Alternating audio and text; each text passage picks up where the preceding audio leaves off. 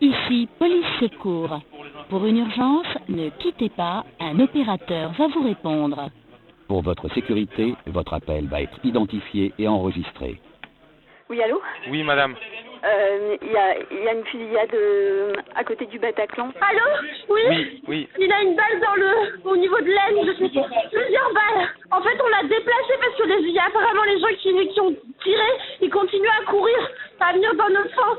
Du coup, on s'est réfugiés. Ah, je l'ai, c'est 20 rue Alibert à Paris. Il y a des gens vraiment touchés là. Sur les événements de plan rouge alpha, boulevard Voltaire, angle rue de Montreuil. Suite à fusillade, bilan provisoire, 5 urgences absolues, 3 urgences relatives. Fusillade, rue Alibert, angle, rue Bichat. Tireur non localisé.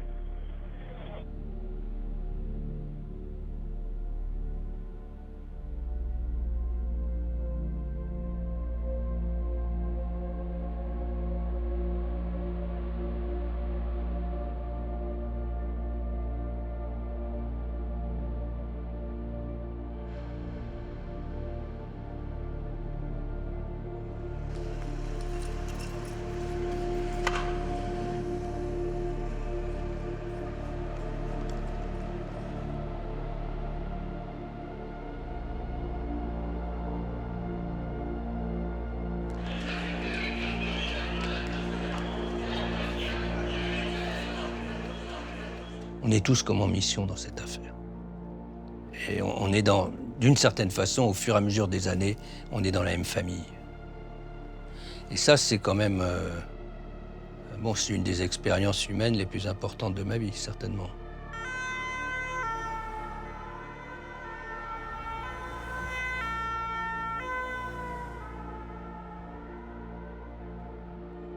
Je suis pas un héros. Je sais pas ce que c'est un héros. Je suis un flic ordinaire qui a fait un acte extraordinaire.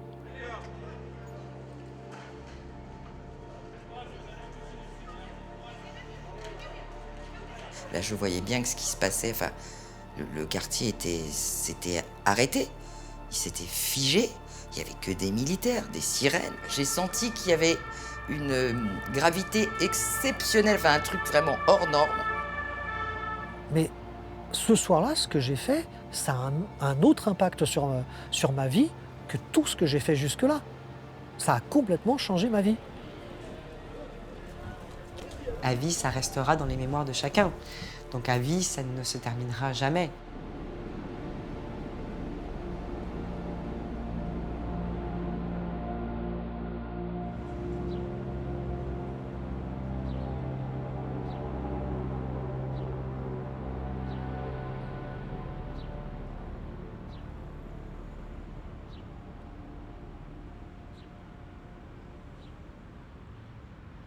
Alors moi j'étais au tout début de la fosse, donc un peu en contrebas parce qu'il y a quelques marches derrière. Et donc on a assisté au concert à cet endroit, on est resté, on n'a pas bougé jusqu'à malheureusement l'interruption et le début du cauchemar. Je me disais qu'il y avait quelque chose de pas normal, il y avait comme des bruits de détonation, mais qu'on entendait au loin, c'était assez flou. C'est flou, mais on sentait que l'inquiétude commençait à monter à travers le regard des gens, leur expression. Tout était très bizarre, donc voilà, ça allait crescendo. Et il y a un moment où on s'est baissé on a comme un réflexe de sécurité. Et en fait, d'un coup, tout s'est arrêté. La musique, c'est-à-dire qu'on s'est retrouvé avec un silence de cathédrale dans la salle. Et en fait, j'ai entendu... alors c'est assez flou pour moi, mais les choses dont je me rappelle distinctement, c'est quelqu'un qui hurle, il nous tire dessus. Donc à partir de là, c'est la panique.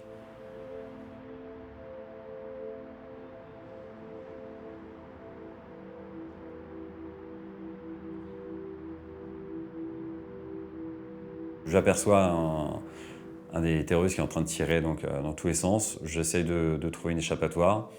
Et c'est à ce moment-là que je sens en fait...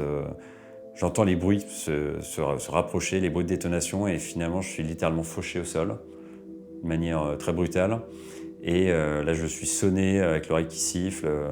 Et la douleur commence, enfin la douleur insupportable apparaît. Et c'est là que je comprends que j'ai été atteint par un tir de Kalachnikov. J'étais sur quelqu'un, en fait, je ne savais même pas si cette personne était encore vivante. Donc je mordais son sweatshirt pour essayer de mesurer, enfin voilà, de canaliser la douleur. On se retrouve dans une espèce de phase où on comprend que notre vie a basculé, on bascule en mode vraiment instinct de survie total, où je commence à analyser vraiment tous les aspects autour de moi, enfin comment je pourrais m'en sortir. Voilà, c'est vraiment, à ce moment-là, les secondes paraissent des heures.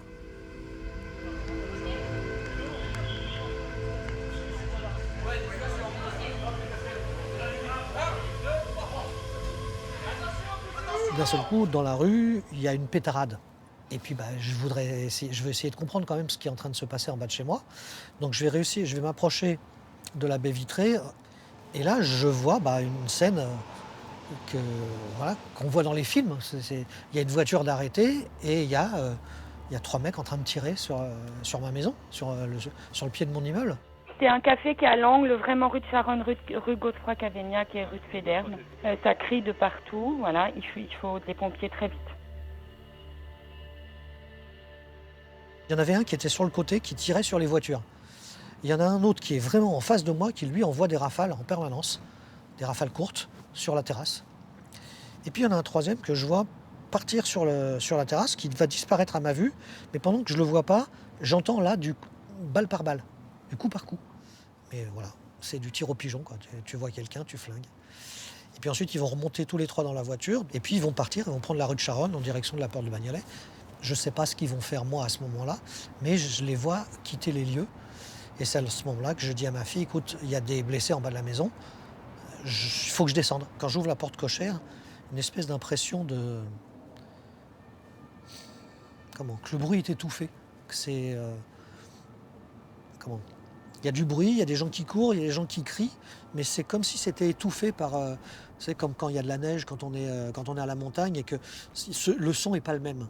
Comme j'ai eu par la suite la même chose avec la vue. C'est-à-dire qu'au moment où je vais partir à gauche pour arriver sur la terrasse, je vais d'abord voir un corps qui est étendu au sol, sans vie. Donc là, je ne peux rien faire, je vais l'enjamber, je vais passer au-dessus, pour ensuite arriver sur le côté gauche de la terrasse, et là, voir une silhouette d'une jeune femme avec une plaie au niveau de la cuisse, avec le sang qui sort en jet. Donc là, c'est l'urgence absolue. Je pose ma trousse sur la seule chaise qui était encore debout, prendre le paquet de compresses, ouvrir, mettre les compresses sur la plaie, appuyer dessus.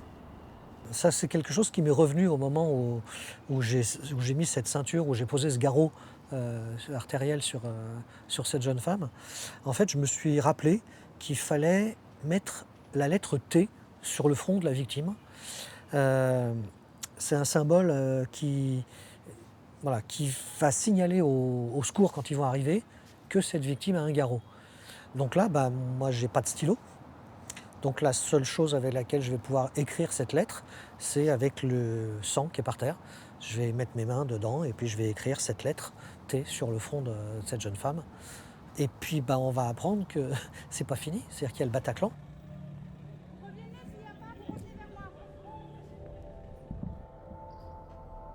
Alors au début, effectivement, on intervient sur les bars. Et notre présence n'est plus nécessaire parce qu'il y avait déjà des fonctionnaires de police, il y avait les secours. Donc entre les bars et le Bataclan, il y a à peu près 1,5 km, c'est ce que nous faisons à pied. Mais je n'ai pas connaissance de ce qui se passait ou ce qui s'était passé.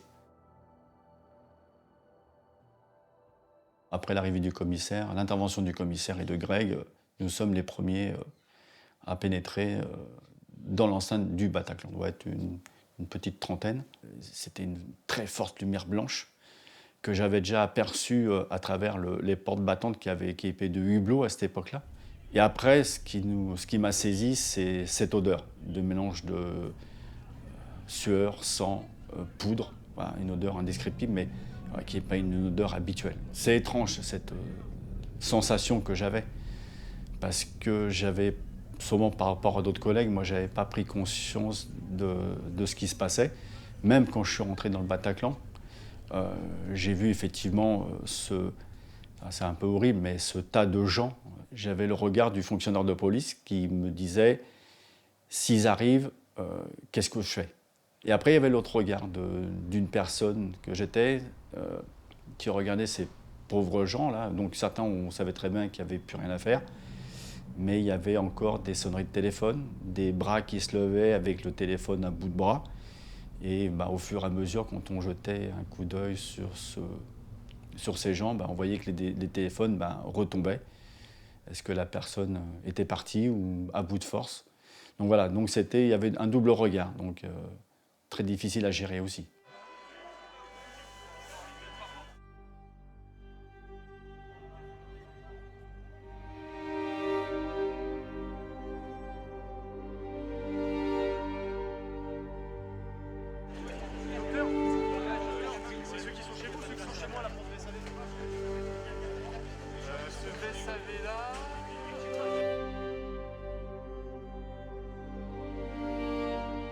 J'ai qu'une envie, c'est de remonter voir ma fille, la rassurer, lui dire que je suis toujours vivant, parce que elle, pendant ce temps-là, elle a eu la trouille de ne pas me voir remonter. Donc voilà, je vais la voir et puis j'ai envie de la voir. Mais avant de rentrer dans l'appartement, je vais m'arrêter sur le pas de la porte, parce que d'un seul coup, je pense à ce dans quoi j'ai marché. Et je ne peux pas rentrer avec ça chez moi. C'est-à-dire que tout ce qui a été déversé sur le trottoir et dans lequel j'ai forcément marché, je ne veux pas que ça rentre chez moi. Donc je vais retirer mes chaussures, aller dans la salle d'eau et puis rincer, enlever tout ce qui avait de collé sous mes chaussures et puis attendre que tout soit évacué.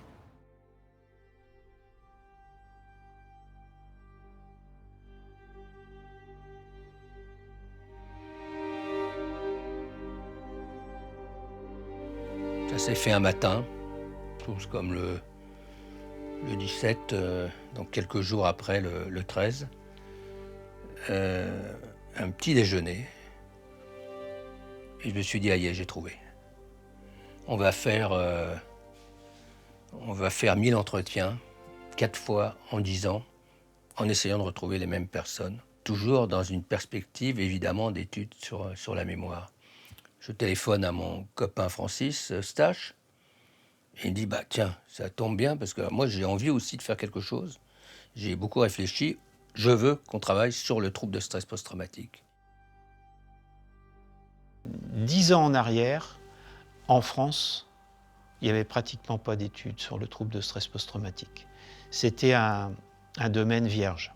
L'idée théorique générale, c'était l'évolution des mémoires individuelles et collectives, différentes strates de la mémoire, donc à la fois chez des individus singuliers, à des places différentes par rapport aux attentats, et puis différentes strates de la société. Le programme que nous avions, c'est-à-dire ces 1000 entretiens qu'on voulait enregistrer, d'emblée on s'est dit on va prendre du plus proche au plus lointain. Donc on a distingué 4 cercles. Le premier cercle, c'est les personnes exposées. Exposées, ça voulait dire les rescapés, les témoins, les intervenants extérieurs de toutes sortes, les policiers, les pompiers, les médecins, les politiques, les magistrats, enfin tous. Bon.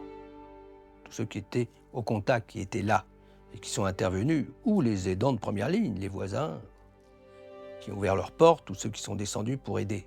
Bon. Et les parents endeuillés. Le cercle 2, c'est ceux qui habitent les quartiers visés, 10e, 11e arrondissement, et puis Saint-Denis. Le 3e, c'est le reste de la région parisienne. Et le 4e, ce sont 3 villes de province, Caen, Metz, Montpellier. C'est ça le dispositif qui est au cœur de l'étude 1000. Notre idée, c'est de travailler en 4 phases. Donc faire pour l'étude 1000 des entretiens en 2016, en 2018, en 2021, en 2026. C'est une étude psychosociologique. Remember, c'est une étude biomédicale, qui est une étude ancillaire de l'étude 1000. C'est-à-dire que les personnes, les participants volontaires, passent d'abord par l'étude 1000 et certains d'entre eux, selon certains critères, sont invités à participer à l'étude Remember. Remember, c'est 200 personnes, c'est pas 1000, c'est 200 personnes, qui appartiennent à la fois à ce qu'on appelle le cercle 4, c'est-à-dire ce sont des personnes qui étaient extérieures au site des attentats, et puis c'est également 120 personnes qui ont été exposées aux attentats du 13 novembre. Donc, qui étaient au Bataclan, sur les terrasses, aux abords du Stade de France. Il faut bien comprendre que, oui, il y a une recherche derrière. Oui, il y a des outils scientifiques pour analyser ce qu'on est en train de voir, d'entendre. Bon. Mais c'est aussi la construction d'un patrimoine mémoriel. Un patrimoine mémoriel des attentats terroristes du 13 novembre.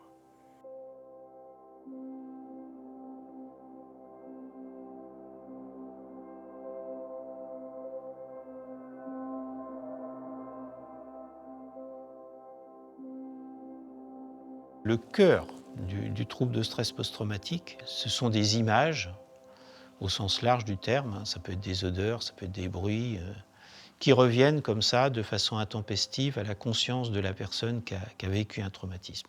C'est-à-dire qu'un souvenir, c'est le passé. Là, les intrusions, elles sont là au présent. Elles surviennent souvent en réponse à des déclencheurs. Alors ça peut être un bruit dans la rue, ça peut être une voiture qui pétarade, un bruit de tôle. Et donc ça va activer davantage ces intrusions. Et pour cette raison, il y a un deuxième symptôme qui survient, c'est l'évitement. C'est pour ça qu'on parle de blessé psychique, parce que c'est très très dur à vivre pour les personnes. Dès qu'il y a un bruit dans une rue, un pétard, un feu d'artifice, une voiture, un pneu dès qu'il y a un bruit de détonation, effectivement, j'ai un réflexe, je me tourne automatiquement vers le bruit. Ça, c'est un truc qui est vraiment resté, qui est en moi, et voilà, je suis vraiment averti. Voilà, je reste très, très vigilant par rapport à ça, donc il y a toujours une vigilance accrue, comme un réflexe et d'avoir le besoin de comprendre d'où vient cette détonation, pourquoi, pour être rassuré. Donc ça, c'est vraiment quelque chose qui est resté assez traumatisant. Ouais.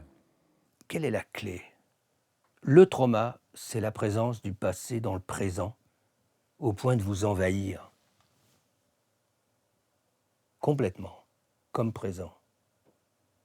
Alors même que c'est un événement passé. Alors effectivement, on se polarise sur des images intrusives qui viennent tout le temps, ces images de corps, ces images de sang, telle flaque de sang, ou bien l'image sur la Kalachnikov qui vous reviendra régulièrement pour ceux qui étaient confrontés à ces Kalachnikov. Bon, voilà, ou des bruits, des hurlements. Ça veut dire qu'on va pas bien, bien entendu. Et ce sont des sons, des images décontextualisées. Notre esprit-cerveau a besoin de faire face, il a besoin d'intégrer, il a besoin d'interpréter, il a besoin de synthétiser, il a besoin de prendre de la distance, et il a besoin de construire quelque chose qui progressivement redevient cohérent pour soi et pour les autres, et dans nos interactions avec les autres. Le trauma, il malmène ça. C'est-à-dire qu'il s'impose de façon dictatoriale, de façon brutale. Toute thérapie fonctionne sur le principe de la construction d'un récit. Parce que quand le passé s'impose dans le présent comme présent, il n'y a pas de place pour la mémoire, d'une certaine façon. La mémoire est tellement malade qu'on ne pourrait même pas parler de mémoire traumatique, puisque la mémoire d'un trauma, c'est le trauma qui s'impose dans le présent. La seule solution, c'est de renvoyer l'événement là où il est, là où il devrait rester, dans le passé. Ça ne veut pas dire que la douleur disparaît, ça ne veut pas dire qu'on l'oublie, non. On construit un récit pour le mettre là où il est. Et s'il est dans le passé, il est plus traumatique.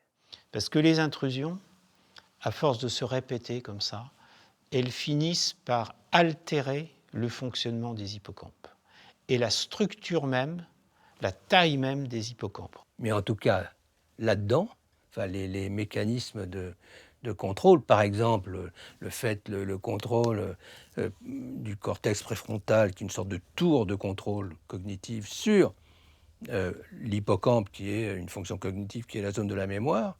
Bon, ce contrôle-là dysfonctionne totalement pour ceux qui ont un trouble de stress post-traumatique, Mais si jamais, 2 ans plus tard, on voit qu'ils ont reconstitué, qu'ils n'ont plus diagnostiqué, quand ils ne sont plus diagnostiqués troubles de stress post-traumatique, eh bien on s'aperçoit que ce mécanisme-là, il s'est rétabli.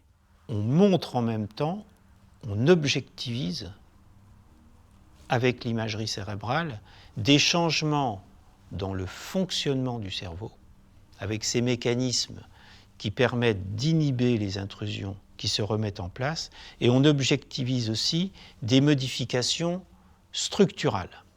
Et c'est là où on s'aperçoit qu'une forme de plasticité.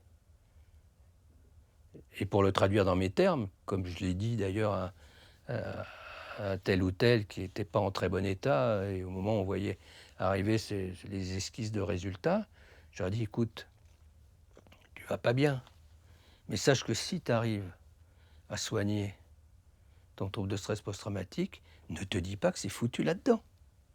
Puisqu'on est en train de prouver que grâce à la plasticité cérébrale, finalement, on retrouve les mécanismes, en théorie, à jamais perdus. Parce que quand on discute avec les victimes, elles nous disent quoi? Elles nous disent, oui, ok, je vais peut-être m'en tirer, mais bon, n'importe comment, là-haut, c'est fini, quoi. Là, je sais bien que ma mémoire, elle sera plus du tout dans le même état, etc. Et je leur dis, ben non. Tu verras, ça va se reconstituer. Je ne suis pas, voilà, donc je suis pas retourné à l'intérieur de la salle, je ne suis pas retourné directement devant non plus. C'est-à-dire que je suis passé une fois en 10 ans à proximité.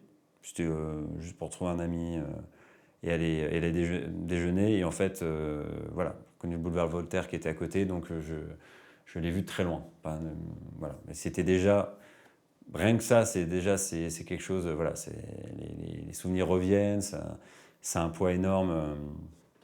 D'inconscience psychologiquement, vu les moments d'effroi, d'horreur, ça me gêne absolument pas de ne pas m'en rappeler. J'ai justement pas envie de prendre ce risque. Je sais suffisamment, voilà, ce que j'ai vécu. J'ai suffisamment de souvenirs, d'images, de moments difficiles physiquement, psychologiquement, et ça a duré assez longtemps pour qu'il y ait assez, on va dire, de traumatismes comme ça, inutile d'en réveiller d'autres, ou en tout cas d'en prendre le risque. Moi, ce qui me frappe, c'est que si on ne ravive pas la mémoire, ça ravive la douleur le plus souvent. C'est pas ce qu'on imagine a priori. On se dit, tiens, si on va lui rappeler ça, ça va lui faire du mal. C'est généralement parce que on ne parle pas de ce qu'il a vraiment touché que la personne sent une douleur plus profonde. Parce qu'ils ont le sentiment d'être isolés, abandonnés. Il ne s'agit pas de ressasser. C'est la différence entre le rappel, le récit, la construction et le ressassement. Quand nous, on fait des entretiens et que la personne nous fait un récit linéaire, très construit, parce que notre première question, c'est quoi? C'est, pouvez-vous me raconter le 13 novembre? Avec une règle absolue. On ne s'arrête qu'à partir du moment où la personne s'arrête elle-même. Sauf cas extrême, bien entendu, mais tant qu'elle n'a pas baissé la voix, s'est pas arrêtée, on ne la relance pas. Pour donner un seul exemple, je faisais un entretien avec un jeune, il était au Bataclan. Entre la première question, pouvez-vous me raconter le 13 novembre, et la première relance, il s'est passé 1h40. Bon. Et quand on me fait un récit linéaire comme ça, c'est généralement que même si c'est compliqué, on est en train de se reconstruire. Je me souviens d'un épisode qui concernait un autre Roberto, là, qui est un Italien qui travaille chez nous depuis le début, et qui faisait des entretiens. Il a eu un entretien avec une jeune de 22 ans qui était face à une terrasse, sans doute en face, elle fumait sur la terrasse d'en face. Elle a tout vu, elle les a vus arriver avec leur bagnole, sortir, la Kalachnikov, l'horreur, les bruits, l'horreur. Et puis après, le silence complet. On la récupère, nous, enfin elle vient dans le protocole, cercle 1, témoin. et elle raconte son histoire. Elle a pleuré de la 10e seconde à la fin de son entretien 2 heures plus tard. On continue. C'est des larmes qui pèsent des tonnes. Et puis là, il y a une fracture là, au niveau du cœur, et là, ça ne bougera pas. On ne sort pas indemne. Jamais de ça. Sans doute un autre rapport à la mort, bien entendu. Et puis en même temps, il y a quelque chose qui se construit en positif, là. On fait partie de la même famille. On se retrouve ensemble, il y a une sorte de connivence tout de suite. Parce qu'on se connaît, on sait comment on fonctionne. Ben, je pense qu'ils changent, les gens. Je pense que tout ce qu'on fait, ça nous change. Je pense que c'est une évidence. Et bon, moi, j'ai travaillé sur beaucoup de pathologies diverses, mais c'est vrai que ce protocole-là, il a un statut particulier. Il fallait réagir. Donc, et puis en plus, avec une dimension particulière, compte tenu du nombre de morts et de blessés, c'était de se dire, on leur doit ça.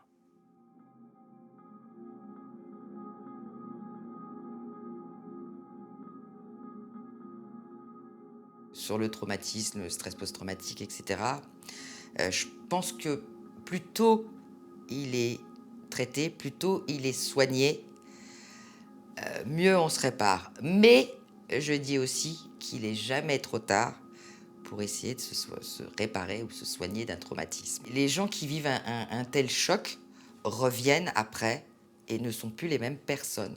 Nous, notre travail à Life for Paris, ça a été d'accompagner les gens dans ce parcours pour se réparer, pour avancer, reprendre une vie à peu près normale. Mais j'ai dû accompagner, ne serait-ce que sur des petites démarches, etc., environ 700 personnes, victimes directes ou indirectes. Et en fait, j'ai travaillé en même temps que les étapes qu'ils ont traversées, eux. C'est-à-dire que en 2016, c'était encore la sidération, il y avait beaucoup de problématiques dans leur dossier, ils ne comprenaient pas, ils avaient encore beaucoup la tête en vrac, ils avaient du mal à sortir pour certains, voilà. Donc la première chose, ça a été de les faire ressortir. Sauf qu'il s'avère qu'une victime, c'est fragile. Donc vous ne pouvez pas non plus, et puis pour certains, aller boire tous les vendredis soirs, des fois, alors ça, évidemment, vous vous enivrez, vous oubliez ce que vous avez vécu, c'est bon sur le moment, mais la descente peut être difficile. Donc moi, on a fait des apérothérapies, mais vite, j'ai changé un petit peu les apérothérapies en faisant autre chose, de l'art-thérapie, de l'équithérapie, de la plongée sous-marine pour lutter contre le stress post-traumatique. Et puis en 2018 est arrivé des problèmes de « j'arrive plus à retourner au travail, je supporte plus ma hiérarchie, mes collègues, ils me comprennent plus, à peu près, ou je peux pas trouver du boulot. Je cherche du boulot, mais quand je passe des entretiens et que sur mon CV, ils voient qu'à partir de novembre 2015, il y a un trou pendant 1 an, et qu'ils me disent « qu'est-ce que vous avez fait pendant ces 1 an ?» Certains me disaient on ne me comprend plus, même ma famille. Parce qu'au bout d'un moment, y a le choc, il y a le trauma quoi, qui vous paralyse. Hein. Il y en a, ils étaient paralysés, ils ne pouvaient plus sortir, etc. Puis vous avez des proches à côté qui vous disent allez, bouge, vas-y, avance, essaye. Ils ne comprennent pas qu'en fait la personne, elle ne peut pas.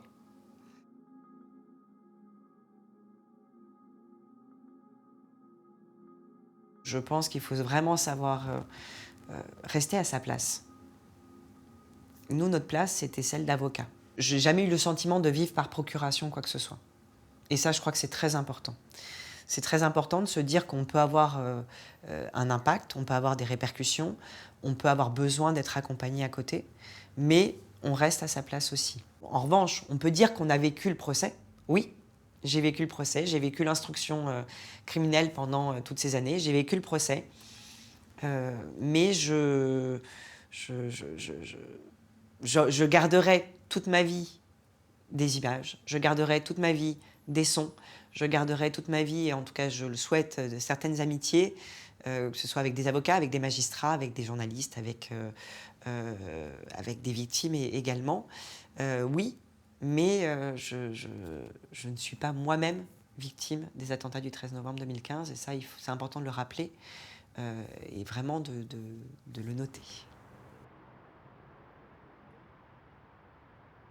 Au début, c'est un procès qui devait durer 6 mois, puis finalement qui a été prolongé, donc il a duré 10 mois. Il y avait 327 avocats de partie civile et une quarantaine d'avocats de la défense, où on s'est tous un peu regardés, vus, en se disant « mais comment est-ce qu'on va appréhender un dossier comme celui-ci » Personne ne savait à quoi s'attendre, que ce soit les magistrats, donc juges professionnels, les magistrats du parquet, les 3 parquetiers, les avocats de la défense, les avocats de partie civile.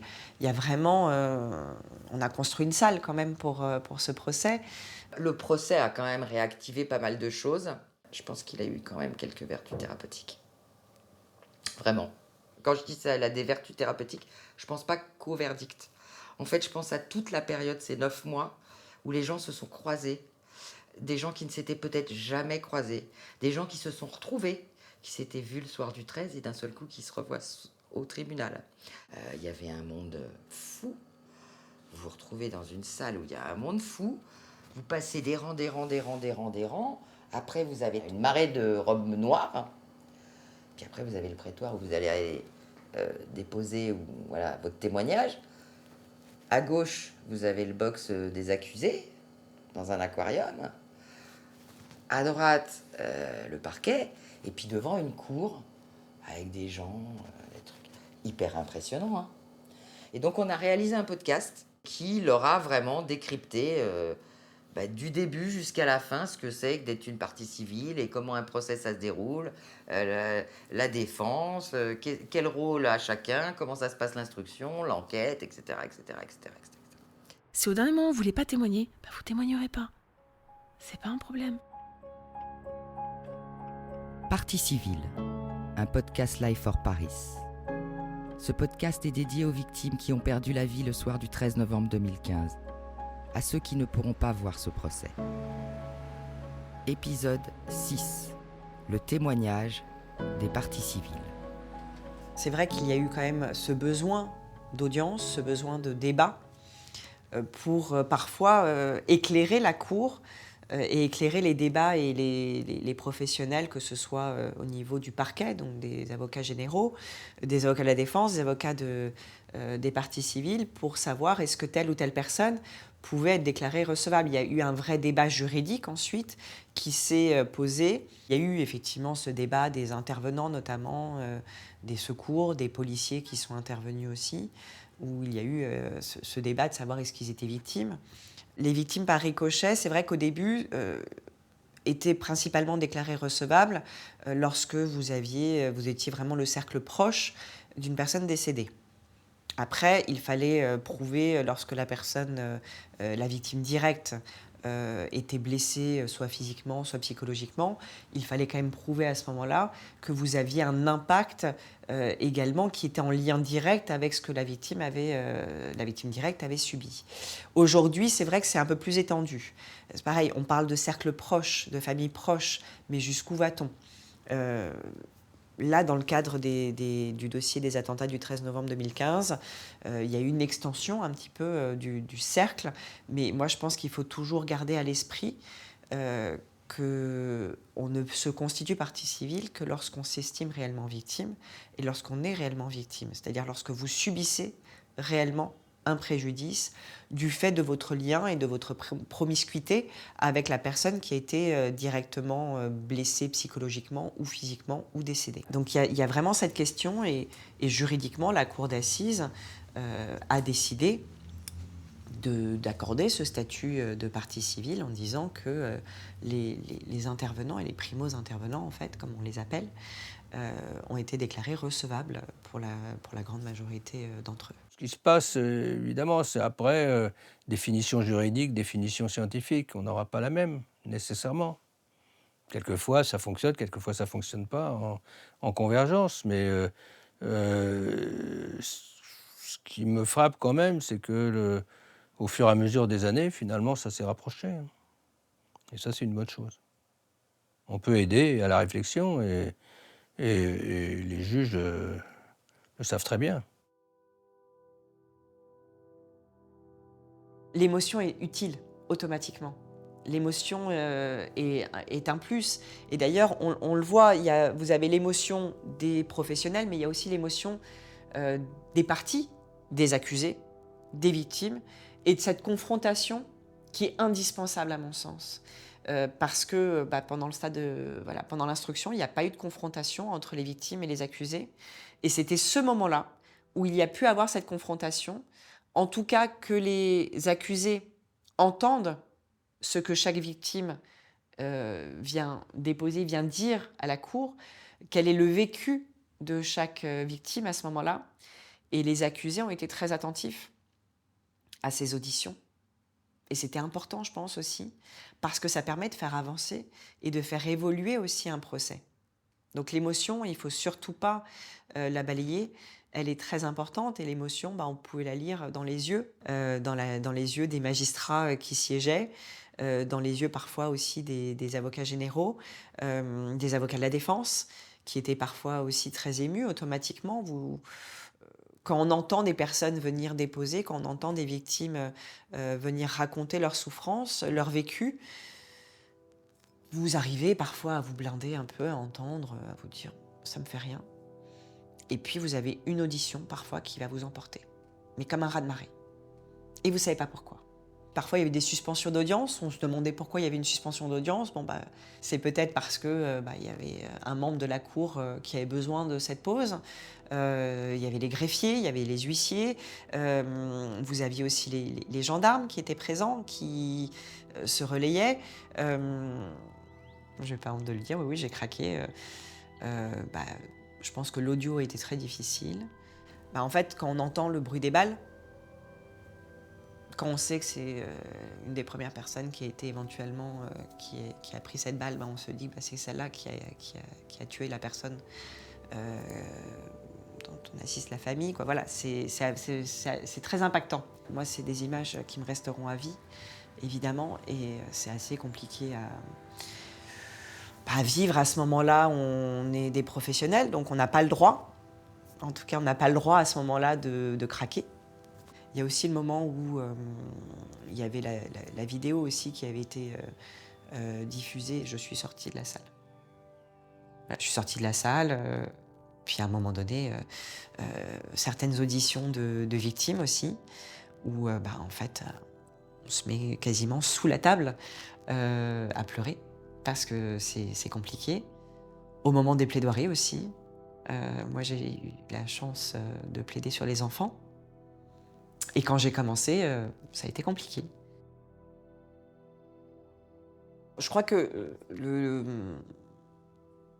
la justice, en tout cas, aujourd'hui, appréhende mieux. La justice appréhende mieux, finalement, ce qui est invisible, les douleurs invisibles. Et c'est d'ailleurs comme ça, c'est parce qu'il y a des événements tragiques et inhumains qui sont commis que la justice évolue. On appelle ça la jurisprudence. Et la jurisprudence évolue avec des cas concrets. Donc oui, aujourd'hui, en tout cas, il faut espérer que la justice va continuer à mieux appréhender cette douleur invisible qui est parfois qu'on appréhende automatiquement difficilement parce que ça ne se voit pas. Et parce parfois, on ne comprend pas pourquoi une personne ne retourne pas travailler. Donc oui, la justice aujourd'hui évolue, et la justice évolue, je pense, dans le bon sens. Parce que c'est important aussi pour chacun d'être reconnu avec les vraies douleurs et les vrais préjudices et traumatismes, même s'ils sont invisibles. Oui, j'ai pu constater que des gens étaient brisés psychologiquement, et qu'en fait, ils n'avaient jamais vraiment réussi à se reconstruire. Il y a des témoignages assez forts. Je me rappelle d'une jeune qui avait 18 ans à l'époque et donc 24 au moment du procès, qui a dit, et c'est vrai que j'ai retenu ces mots parce qu'ils m'ont paru vraiment très forts, je respire encore mais je suis décédé ce soir-là. Même si ça a été un moment qui a été important, qui a permis de réécrire un peu ce qui s'était passé, peut-être de façon plus juste, au-delà des aspects purement juridiques. Ça a permis de reprendre un certain nombre de choses. Ce sac à dos avec ce poids que vous avez, vous le portez un peu mieux. Vous le porterez à vie, mais vous le portez un peu mieux.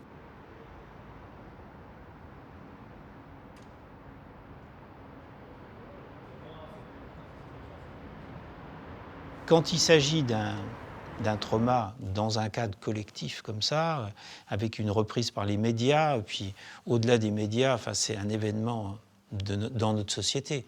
Ça a été un événement important. Là, on a besoin d'une reconnaissance. La personne qui est victime, elle a besoin elle a besoin de percevoir cette reconnaissance-là. Quand on est rescapé des terrasses du Stade de France, quand on est parent endeuillé, qu'on a perdu son gosse, sa gosse sur une terrasse ou sur un... je veux dire, non seulement on a vécu ce qu'on a vécu, mais en plus on sait qu'on nous a oubliés. Et ça, ce sentiment-là, ils n'ont pas besoin du Crédoc et de ce qu'on fait nous pour le savoir, pour le ressentir. Ils voient bien que on parle tout le temps de Bataclan, et c'est pourquoi d'ailleurs, d'emblée, et les associations de victimes, comme nous, on n'a pas arrêté de dire aux journalistes, aux politiques, arrêtez de parler des attentats du Bataclan. Ce sont les attentats du 13 novembre.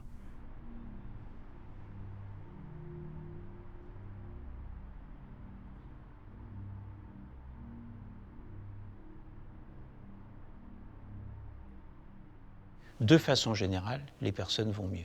Mais après, il y a les cas particuliers. Oui, ils vont mieux parce que oui, il y a eu des bébés, oui, il y a eu des mariages, oui, il y a eu des changements professionnels, oui, je dis qu'ils vont mieux. Après, vu le nombre de victimes, évidemment, il y a toujours des gens qui ont encore besoin d'aide et qu'on va continuer à aider, évidemment, jusqu'à temps que ça aille un petit peu mieux. Beaucoup aussi ont avancé grâce à la musique, le dessin, le graphisme, la photo, l'écriture. Et puis d'autres se sont tournés vers, pour ceux qui ont changé un petit peu d'orientation professionnelle, vers des métiers bien-être, ce que j'appellerais le métier bien-être. Des gens qui étaient dans je ne sais pas quel domaine, médias, etc., puis d'un seul coup qui deviennent sophrologues, chiropracteurs, kinés, enfin qui font du bien aux autres en fait. On peut y arriver, mais malheureusement,